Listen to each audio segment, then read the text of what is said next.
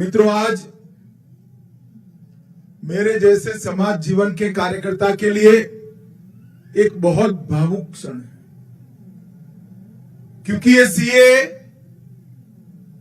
सिर्फ देश के लाखों लोगों को, देश में बस रहे लाखों लोगों को नागरिकता देने का कार्यक्रम नहीं है।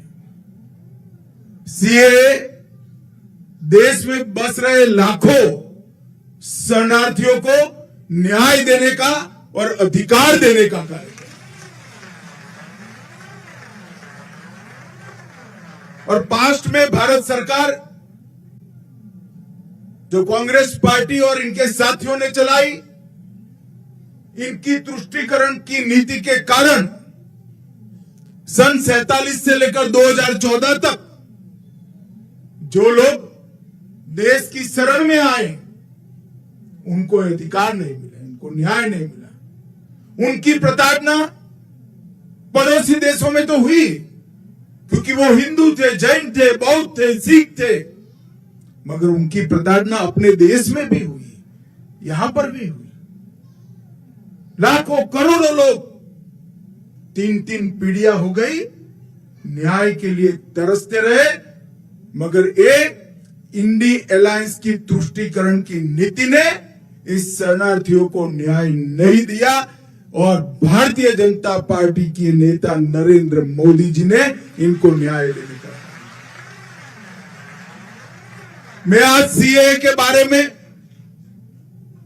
थोड़ा डिटेल बताना चाहता हूं कि सीए क्यों लाना पड़ा। किसी भी देश का विभाजन धर्म के आधार पर नहीं होना चाहिए,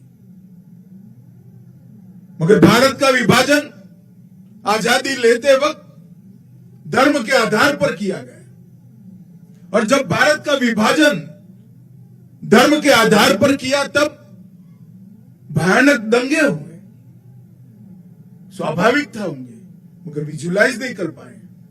अभी अभी 14 अगस्त को ही पूरे देश ने विभाजन विभीषिका दिन मनाने का काम किया है। भारत के करोड़ों लोग ये भूल नहीं सकते कितनी पारावार वेदना जो हिंदू, बौद्ध, सिख, जैन पाकिस्तान, अफगानिस्तान, बांग्लादेश में रहते थे, उनको सहन करनी पड़ी। हम नहीं भूल सकते। परिवार के परिवार उजड़ गए, करोड़ोंपति, अरबोंपति हमारे गांधी धाम में रोड पर आकर सब्जी बेचने के लिए मजबूर हो गए। इससे ज्यादा अत्याचार पूरे दुनिया में कहीं नहीं। और उस वक्त विभाजन का फैसला तो किया, मगर जब ये परिणाम आने लगे, कांग्रेस के सभी नेताओं ने वादा किया था कि पड़ोसी देशों से जो शरणार्थी आते हैं, हिंदू आते हैं, बौद्ध आते हैं, सिख आते हैं, जैन आते हैं, उनको नागरिकता दी जाएगी। आपको भारत अपने यहां स्वागत करेगा। करना भी चाहिए था। बड़ा उचित निर्णय कांग्रेस के नेताओं ने लिया था, मगर जैसे जैसे चुनाव आया, वो निर्णय से मुकरते गए। सन 47 में किया हुआ वादा, 48 में किया हुआ वादा, 50 में किया हुआ वादा, जवाहरलाल नेहरू ने किया हुआ वादा, महात्मा गांधी का आह्वान, वो सब भुला दिया गया। क्यों? क्योंकि उनको लगा कि इनको नागरिकता देंगे तो हमारी वोट बैंक नाराज हो जाएगी, और तुष्टीकरण के कारण ये लाखों करोड़ों लोगों को नागरिकता से वंचित रहना। इससे बड़ा कोई पाप नहीं हो सकता, इससे बड़ा कोई पाप नहीं। वो वहां से भाग कर आए, प्रताड़ना झेल कर आए, अपना परिवार कई लोगों ने गंवाया, कई माताओं बहनों के साथ अत्याचार किए गए, करोड़ों की संपत्ति छोड़कर आए, और यहां आए, यहां उनको नागरिकता भी नहीं दी। 47 से मोदी जी प्रधानमंत्री बने तब तक 47 से 19 और 19 से 24 ये यात्रा इस देश का इतिहास हमेशा याद रखेगा। मैं आज इस मंच से जिन जिन लोगों ने सरकारें चलाई उनको पूछना चाहता हूं, क्या दोष था इन लोगों का जो अपनी बहन बेटियों को बचाने के लिए यहां है, अपनी संपत्ति को, अपने धर्म को, अपने सम्मान को बचाने के लिए आए? वो क्यों भारत के नागरिक नहीं बन सकते? एक और तो सीमा से आपने घुसपैठ कराई, करोड़ों घुसपैठियों को आने दिया, अवैध रूप से उनको नागरिक बना दिए, और जो कानून को मानते हैं, आपको एप्लीकेशन की, उनको कहते हैं कानून में इसकी जगह नहीं है। कानून लोगों के लिए होता है, कानून के लिए लोग नहीं होते हैं। हमने 2014 में वादा किया था कि अगर भारतीय जनता पार्टी को मैंडेट मिला तो हम सीए लाएंगे, और 2019 में हम सीए लेकर आए। और एक करोड़ों हिंदू, करोड़ों जैन, बौद्ध, सिख जिनको न्याय नहीं मिला था, उनको न्याय देने की शुरुआत हुई। मैं आज इस मंच से स्पष्टता से कहना चाहता हूं, मैं काफी समय चुप रहा हूं। ये कानून पारित हुआ था 19 में। 19 में कानून पारित होने के बाद भी सबको भड़काया गया कि इससे मुसलमानों को अन्याय होगा, मुसलमानों की नागरिकता चली जाएगी। मैं आज फिर से स्पष्ट करना चाहता हूं मेरे मुस्लिम भाइयों बहनों के लिए, ये कानून में किसी की नागरिकता लेने की कोई प्रोविजन नहीं है। ये कानून नागरिकता देने का कानून है। अभी हमने दी, इनके चेहरे देखिए, हमारे ही देश के लोग हमारे ही देश में निराश्रित बनकर रह गए। इससे बड़ा दुर्भाग्य और विडंबना क्या हो सकती है? इतने सालों तक इस तुष्टीकरण की नीति के कारण ये नहीं हो पाया था। नरेंद्र मोदी जी ने 19 में कानून लाने का फैसला दिया, और मुझे संसद में वो कानून को पारित करने के लिए रखने का सौभाग्य। 19 में कानून पारित होते हुए भी आज 188 परिवार यहां खुशहाल खड़े हैं। क्यों नहीं मिला भाई 19 से 24? आपको देश में दंगे कराए गए, अल्पसंख्यकों को भड़काया गया। और मैं आज स्पष्टता के साथ कहना चाहता हूं, ये अफवाहें फैलाई गई सीए की कानून से किसी की नागरिकता नहीं जाती। हिंदू, बौद्ध, सिख, जैन जो शरणार्थी मेरे भाई बहन आए हैं, उनको नागरिकता और सम्मान देने का कार्यक्रम है, अधिकार। और आज भी कुछ राज्य सरकारें हैं जो लोगों को गुमराह कर रही। मैं आज मंच से देश भर के शरणार्थी भाइयों को कहता हूं कि आप बेझिझक एप्लीकेशन करिए, नागरिकता प्राप्त करिए, आराम से करिए।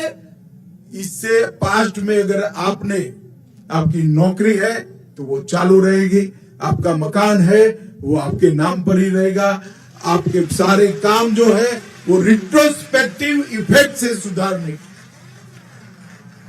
इसमें कोई क्रिमिनल केस का प्रोविजन नहीं, सबको पार्डन दिया गया है। और पार्डन इसलिए लिया है कि सरकार के कारण ये देरी हुई, आपके कारण नहीं हुई। मैंने अभी बहन को पूछा कब आई आप, तो 95 में आई। 95 से अब तक किसने देरी की?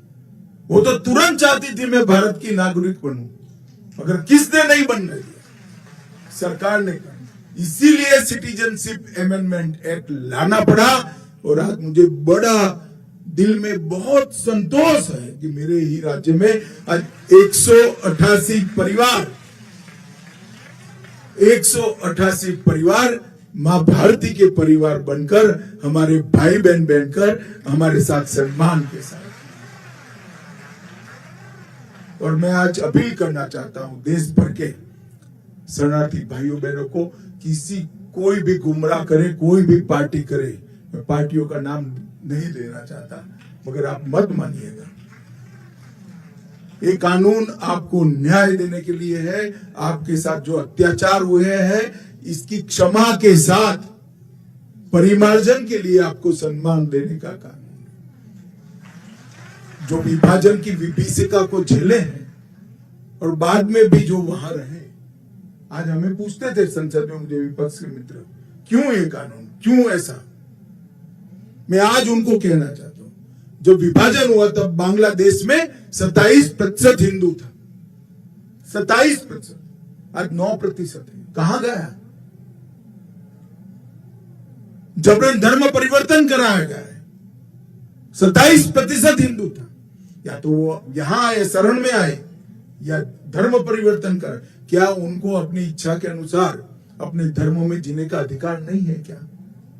अगर पड़ोस के देश में अपने सम्मान के साथ जी नहीं सकते, हमारी शरण लेकर आते हैं, तो हम क्या करेंगे?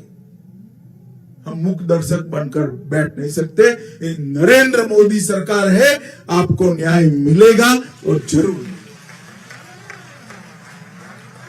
और सालों से इस शरणार्थियों की मांग थी।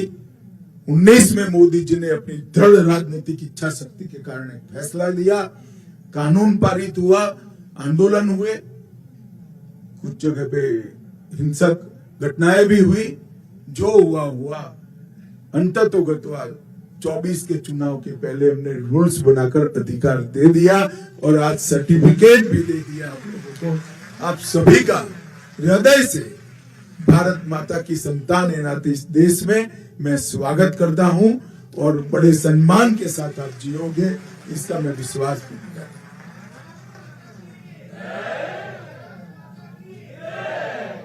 मित्रों, नरेंद्र मोदी जी जब भारतीय जनता पार्टी ने उनको देश के प्रधानमंत्री पद के उम्मीदवार के रूप में नामित किया, तब मोदी जी ने इस देश की जनता को कहा था कि इस देश का लोकतंत्र परिवारवाद से पीड़ित है, जातिवाद से पीड़ित है, तुष्टीकरण से पीड़ित है और भ्रष्टाचार से पीड़ित है। ये चारों नासुरों को नरेंद्र मोदी जी ने 10 साल में उखाड़ने के लिए अथक प्रयास किया। परिवारवाद के खिलाफ 15 अगस्त को उन्होंने घोषणा की, अपील की है। कैसे 1 लाख युवा राजनीति में जुड़े जिनके परिवार में से कोई राजनीति में नहीं, कोई राजनीति नहीं। ये अपील की है और परिवारवादी पार्टियों को घोर पराजय भी देश की जनता ने घोर पराजय दिखाया है। भ्रष्टाचार के खिलाफ भी जंग किया, जातिवाद के खिलाफ भी किया। उन्होंने जातिवाद के नासूर को समाप्त करने के लिए 4 जातियां घोषित की, एक गरीब, एक महिला, एक युवा और एक किसान। ये 4 जातियों में ही पूरा देश बटा हुआ है और ये 4 जातियों को ही एक नए प्रकार की राजनीतिक फिलसफी उन्होंने देश के सामने रखी और उन्होंने तुष्टीकरण की राजनीति को भी तिलांजलि दे दी। इस देश के कई मसले ऐसे अटके पड़े थे। राम मंदिर का मसला अटका था 550 साल से। आज भव्य राम मंदिर अयोध्या में बनाने का काम पूरा है। औरंगजेब ने तोड़ा हुआ काशी विश्वनाथ का मंदिर फिर से बन गया। मोहम्मद बेगड़ा ने तोड़ा हुआ हमारा पावागढ़ के शक्तिपीठ का भी पुनरुद्धार। इस देश में ट्रिपल तलाक को समाप्त करने का काम भी नरेंद्र मोदी जी ने किया। आतंक की फैक्ट्री जिस सोच के कारण जन्मी थी, जिस सोच के कारण चलती थी, वो सोच को पोषण करने वाला धारा 370 नरेंद्र मोदी जी ने नाबूद कर दिया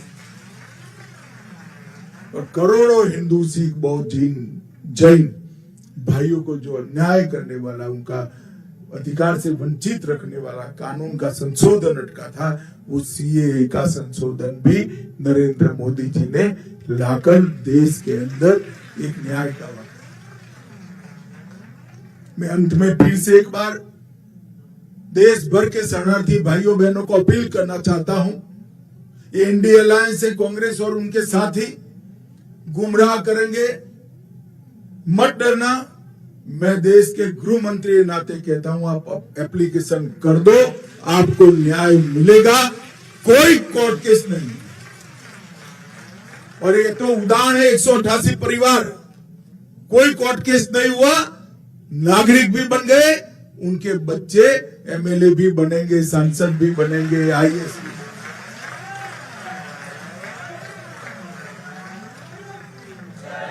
जो लोग गुमराह कर रहे हैं उनको मालूम होना चाहिए कि आप इनके साथ अन्याय कर रहे हो। आप में तो हिम्मत नहीं थी वोट बैंक के कारण कानून लाने की, मोदी जी लाए हैं। कम से कम इसका इम्प्लीमेंटेशन करने के लिए हमारा समर्थन करें।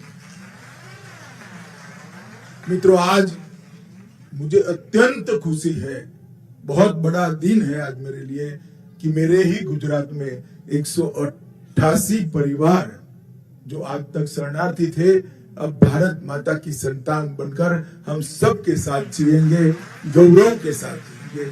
मैं ये परिवारों को बहुत बहुत बधाई देता हूं। गुजरात सरकार और जनगणना का कार्यालय दोनों ने इसके लिए बहुत तेजी से काम किया है, अच्छे फैसले करे हैं और इनको न्याय दिला है। उन लोगों को भी बहुत बहुत बधाई और शुभकामना देकर मेरी बात समाप्त करता हूं। मेरे साथ जोर आवाज से जो लोग तुष्टीकरण कर रहे हैं, इनके बहरे कानों तक पहुंचे ऐसी आवाज से बोलिए, भारत माता की, भारत माता की, वंदे वंदे वंदे। For more of such videos, do like, share and subscribe to ET Now Swadesh.